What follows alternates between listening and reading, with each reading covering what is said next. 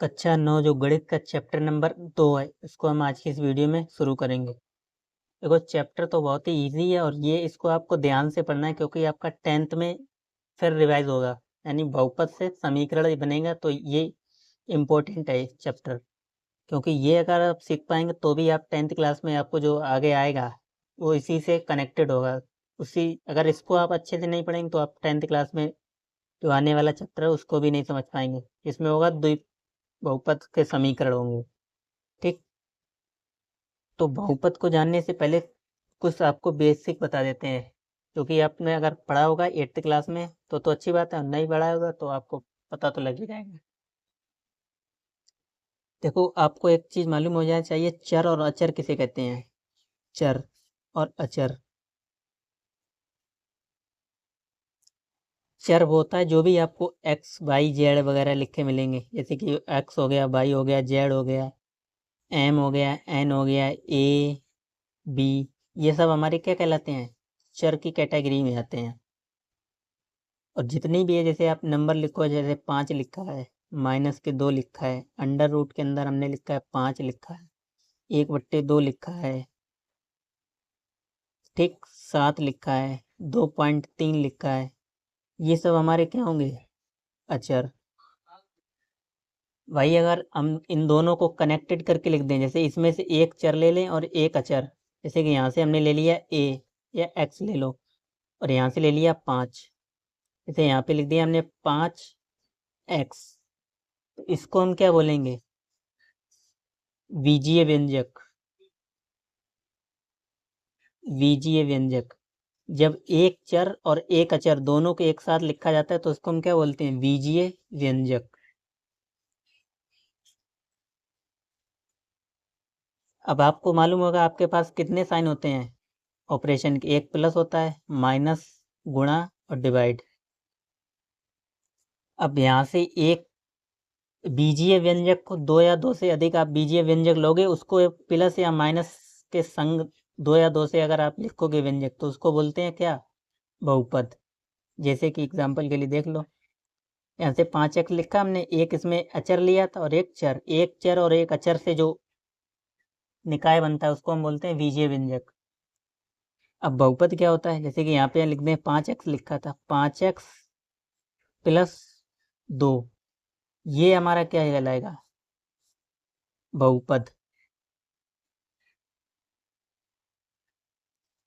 अब बहुपद में भी आपके कई टाइप आते हैं, रैखिक बहुपद, द्विघात बहुपद, त्रिघात बहुपद, चतुर्घात बहुपद। ठीक, तो रैखिक बहुपद कौन सा होता है, जिसमें x की अधिकतम घात, जैसे यहाँ पे x की पावर कुछ नहीं है, कुछ नहीं होता तो वहाँ पे हमेशा 1 होता है, तो यहाँ पे x की पावर कितनी है, x की पावर 1 है, तो ये आपका कैसा बहुपद है, रैखिक बहुपद। रैखिक का मतलब है जिसकी घात 1 हो, रैखिक बहुपद। ठीक, अगर यहीं पे हम ऐसे लिख देते 5x की पावर 2 लगा देते +2, तो ये हो जाता है आपका द्विघात बहुपद। कौन सा बहुपद, द्विघात बहुपद। वही अगर हम 3 लगा देते घात, 5x + 3, तो ये हो जाता है आपका त्रिघात बहुपद। त्रिघात बहुपद।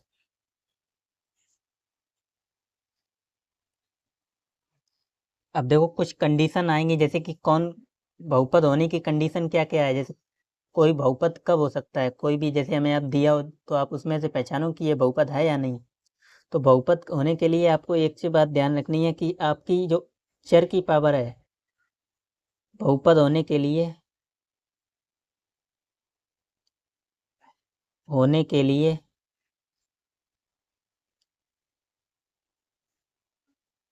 चर की चर की घात पूर्णांक होनी चाहिए,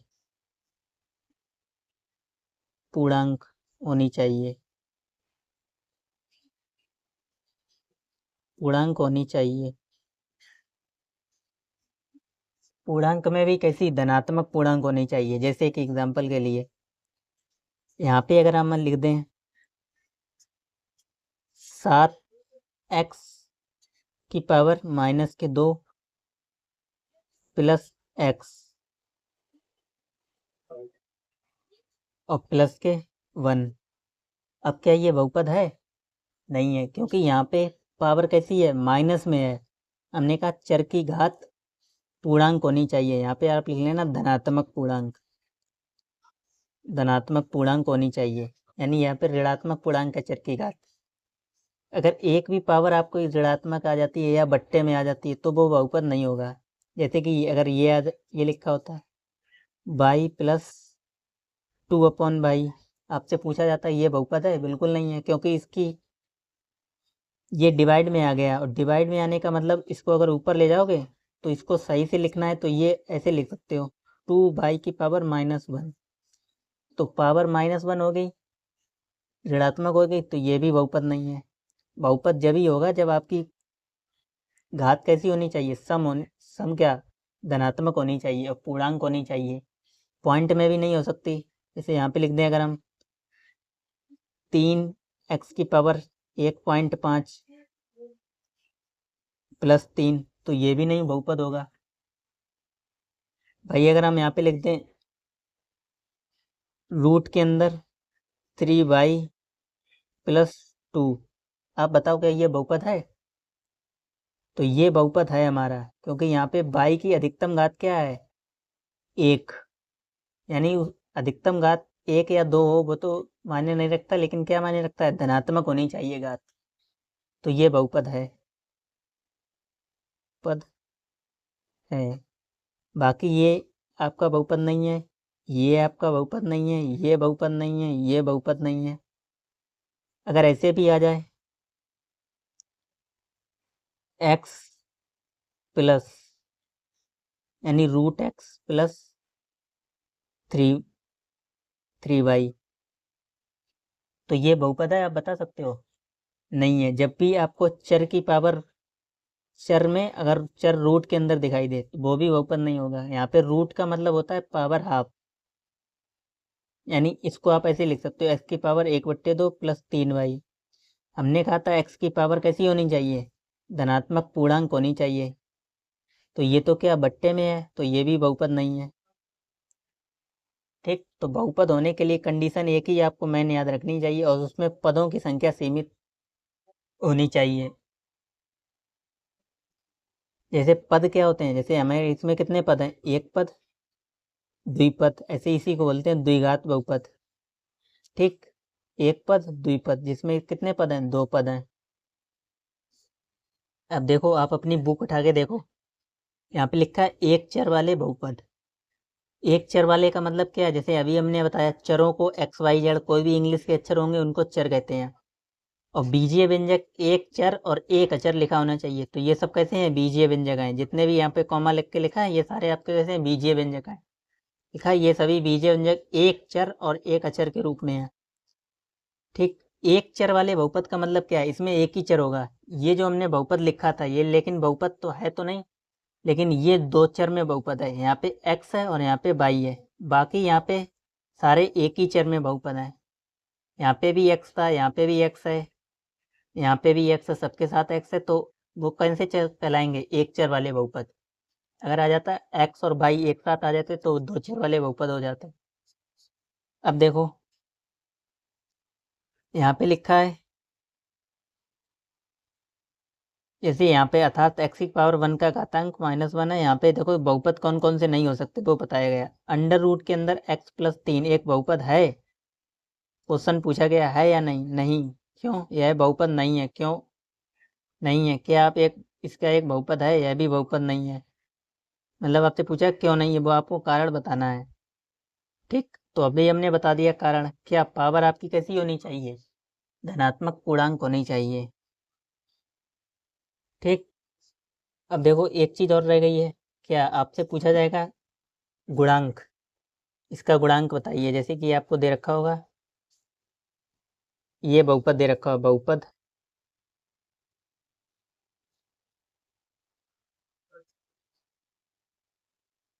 6x² प्लस 3x प्लस 1 में x का गुणांक बताइए। x का गुणांक बताइए।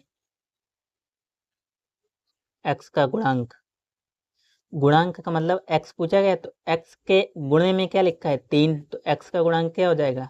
3। अगर आपसे पूछता है एक्स स्क्वायर का गुणांक बताइए, गुणांक, तो इस एक्स स्क्वायर का आगे क्या लिखा है 6, तो इसका गुणांक कितना हो जाएगा 6। हम पूछें इसका गुणांक बताइए, किसका, एक्स का गुणांक बताइए, तो इसके आगे कुछ लिखा है, आप बोलेंगे सर कुछ नहीं लिखा है। जिसके आगे कुछ नहीं लिखा है उसके आगे हमेशा क्या होगा 1। एक्स का गुणांक यहाँ पे हो जाएगा 1। ठीक। अच्छा, बहुपद को प्रदर्शित किससे करते हैं, ये भी आपको नोट करके लिख लेना। बहुपद कभी कभी आपको पी एक्स बराबर ऐसे लिख देगा, पी एक्स क्यू एक्स, जो आपके बहुपद में मान दे रखे होंगे यहाँ पे वही पद लिखा होगा एक्स। अगर आपका बहुपद जेड में दे रखा है तो यहाँ पे ऐसे लिख देगा पी जेड क्यू जेड। ठीक, तो बहुपद को इस तरीके से प्रदर्शित करते हैं, P x P Q x Z, जो भी वगैरह इस तरीके से लिखते हैं। अब आ जाओ प्रश्नावली जो हमारी कौन सी है 2.1 उस पे।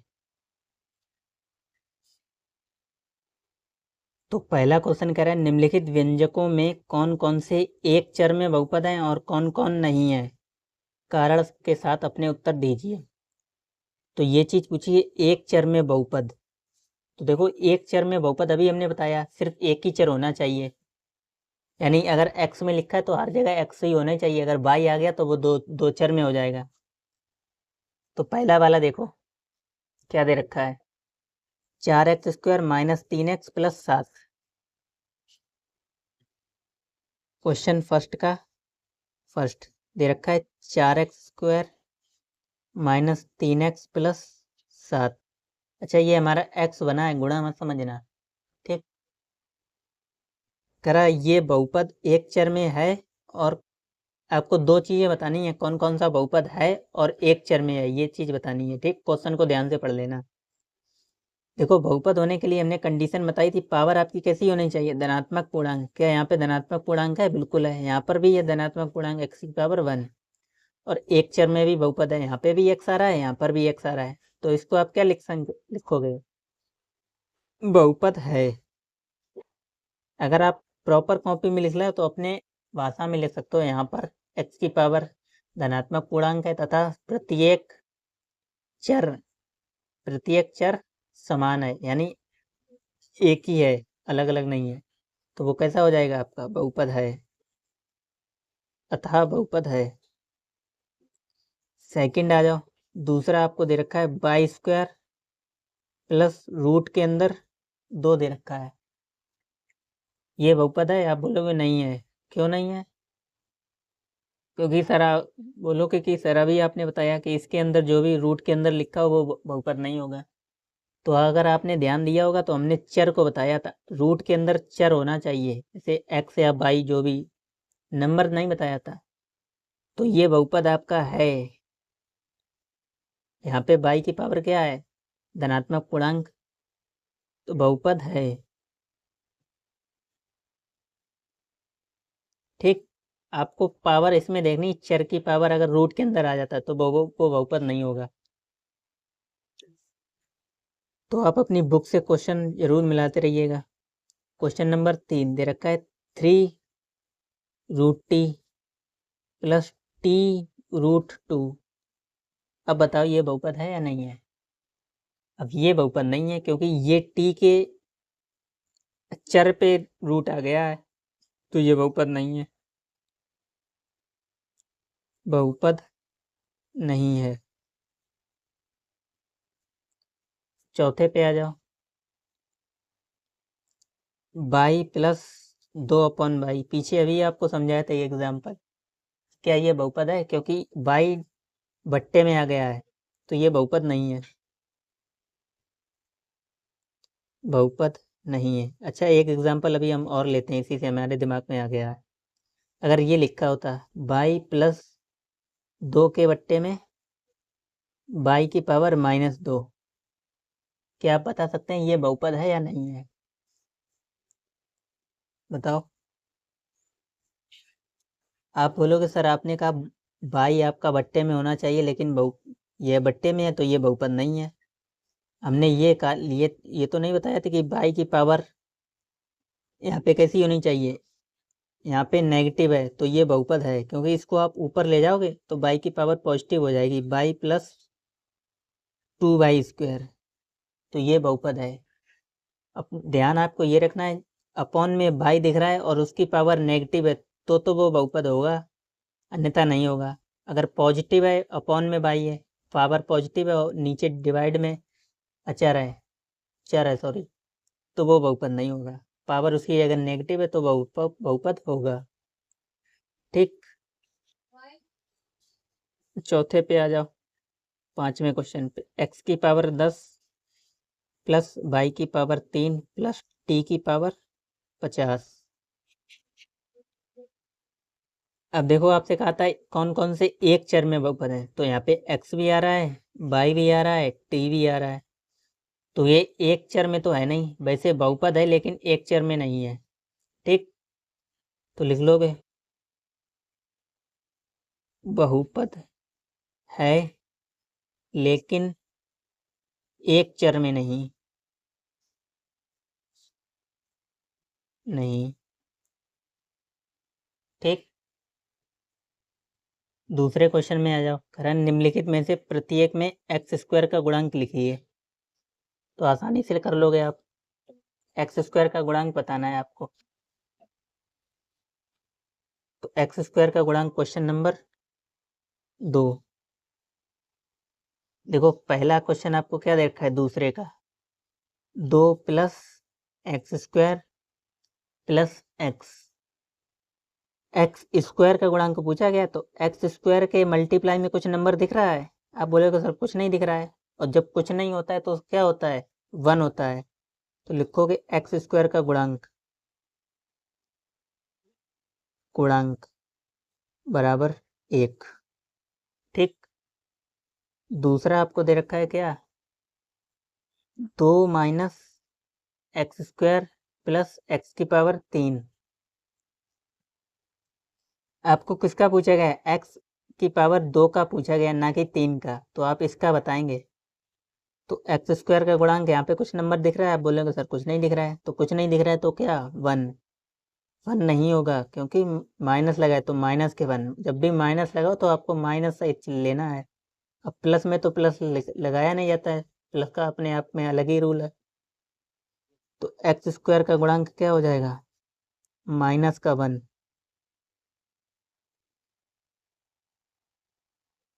ठीक, तीसरा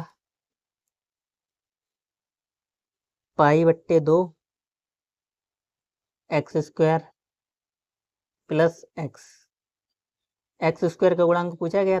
तो x के गुणा में क्या है, π/2। x² का गुणांक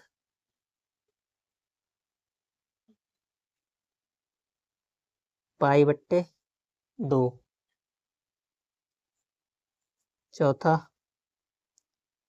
रूट के अंदर 2x-1 किसका पूछा गया था, x² का गुणांक।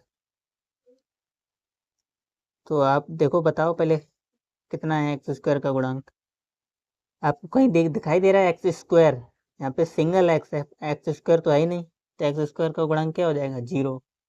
x² ही नहीं है तो गुणांक हम क्या निकालेंगे।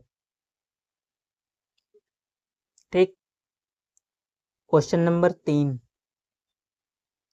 क्वेश्चन आप अपनी देखो बुक से पढ़ो, दे रखा है 35 घात के द्विपद का और 100 घात के एक पदी का एक एक उदाहरण दीजिए। 35 घात के द्विपद का, द्विपद का मतलब क्या होता है, जिसमें दो पद हो, 1 2। और एक पद का मतलब होता है जिसमें एक ही पद हो। तो आपको एक ऐसा उदाहरण बताना है जिसकी घात 35 हो और लेकिन उसमें दो पद हो। तो आप इसको ऐसे लिख सकते हो, 3x की पावर 35 -4, कुछ भी लिख सकते हो, लेकिन उसकी पावर 35 होनी चाहिए और दो पद होने चाहिए। प्लस भी 4 कर सकते हो, -4। ठीक, दूसरा पूछा था और 100 घात के एक पदी का। तो x की पावर 100 लिख लो। चाहो तो आप आगे कुछ गुणांक लगा सकते हो और चाहो तो ऐसा ही छोड़ सकते हो। ठीक, तो ये दोनों क्वेश्चन नंबर 3 हो जाएगा। दो चीज़ें पूछी गई थी। क्वेश्चन नंबर 4, करण निम्नलिखित बहुपद में से प्रत्येक बहुपद की घात लिखिए। अच्छा, ये टॉपिक हमने आपको नहीं समझाया, बहुपद की घात क्या होती है। तो ज़्यादा बड़ा टॉपिक है नहीं, नेक भी आप यहीं पे समझ जाओगे अभी। बहुपद की घात।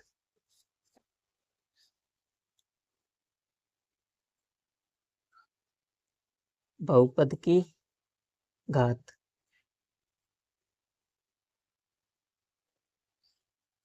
देखो बहुपद की घात से मतलब क्या होता है, जैसे ये बहुपद लिखा है x² प्लस 2x प्लस 1, तो आप इसमें सबसे ज़्यादा पावर किसकी है, ज़्यादा पावर, सबसे बड़ी पावर, तो आप बोलेंगे सर इसकी पावर है, तो बहुपद की घात वही हो जाती है जिसमें सबसे ज़्यादा होती, तो सबसे ज़्यादा 2 की है, तब बहुपद की घात 2। इसमें बताओ।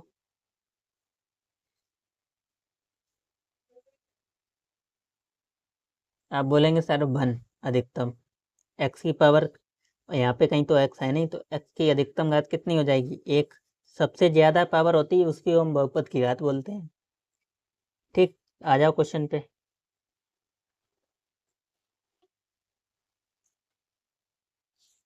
क्वेश्चन नंबर 4 का फर्स्ट क्वेश्चन देखो क्या दे रखा है, 5x³ plus 4x² plus 7x, तो सबसे ज़्यादा पावर किसकी है, बहुपद की घात पूछी गई थी, तो सबसे ज़्यादा पावर आप बोलेंगे सर यहाँ पे 3 है, तो बहुपद की घात कितनी हो जाएगी, की घात बराबर 3। अच्छा, अगर आप पेपर में लिखेंगे तो भी ऐसे ही लिखेंगे, नहीं, क्यों, आपको लिखना होगा यहाँ सबसे अधिकतम घात वाला पद 5x³ है, इतना आपको लिखना होगा प्रॉपर में, तभी पूरे नंबर मिलते हैं। यहाँ x की अधिकतम घात वाला पद 5x³ है, अतः बहुपद की अधिकतम घात, अतः बहुपद की घात बराबर 3, इतना लिखना है। फिर आपकी मर्जी जो आप करना चाहे। ठीक, दूसरे पे आ जाओ, 4 माइनस y²। ठीक, तो बता लोगे आराम से अधिकतम घात कितनी है, तो बहुपद की घात कितनी हो जाएगी, 2 की घात। तीसरे क्वेश्चन पे आ जाओ,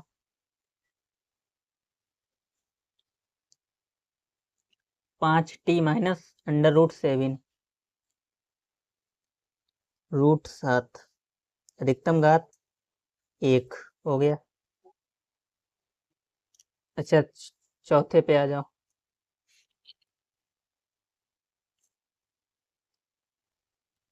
क्या दे रखा है, सिर्फ 3 दे रखा है, तो यहाँ पे कुछ आपको टर्म दिखाई दे रहा है x y z वगैरह, कुछ भी इसके साथ नहीं दिखाई दे रहा है, तो उसकी पावर, बहुपद की अधिकतम घात, बहुपद की घात क्या हो जाएगी, घात 0 यानी 0, क्योंकि कोई पद तो है नहीं, तो घात भी नहीं होगी, यानी घात नहीं होगी, तो 0 लिख सकते हो आप। ठीक, नेक्स्ट आ जाओ, क्वेश्चन नंबर 5। कृपया बताइए कि निम्नलिखित बहुपदों में से कौन कौन बहुपद रैखिक है और कौन कौन द्विघात है और कौन कौन त्रिघात है। देखो इसके हम कॉपी में नहीं कराएंगे, ऐसे ही समझ लो। देखो, रैखिक का मतलब होता है जिसकी अधिकतम घात 1 हो, द्विघात का मतलब होता है जिसकी अधिकतम घात 2 हो, और त्रिघात का मतलब होता है जिसकी अधिकतम घात 3 हो। पहले वाले देखो अधिकतम घात कितनी है, 2, तो कौन सा, ये कौन सा बहुपद है, द्विघाती। ठीक, दूसरे में अधिकतम घात 3 है तो त्रिघाती बहुपद, यहाँ पे अधिकतम घात 2 है तो द्विघाती बहुपद, यहाँ पे अधिकतम घात है 1 है, अधिकतम घात 1 है तो रैखिक बहुपद, यहाँ पे अधिकतम घात 1 है तो रैखिक बहुपद, यहाँ पे अधिकतम घात 2 है तो द्विघाती बहुपद, यहाँ पे अधिकतम घात 3 है तो त्रिघाती बहुपद। ठीक, तो बहुत ही इजी प्रश्नावली थी, आशा करते हैं आपको अच्छे से समझ में आई होगी। नहीं समझ में आई होगी तो वीडियो दोबारा आप शुरू से देखिए, बार बार देखिए, इसको आपको अच्छे से समझ में आ जाएगा। तो बाकी नेक्स्ट वीडियो में हम प्रश्नावली जो हमारी 2.2 है उसको अच्छे से सॉल्व करेंगे और कुछ उसका बेसिक जानेंगे। चैनल पर पहली बार हो तो चैनल को सब्सक्राइब जरूर करना। बाकी मिलते हैं नेक्स्ट वीडियो में।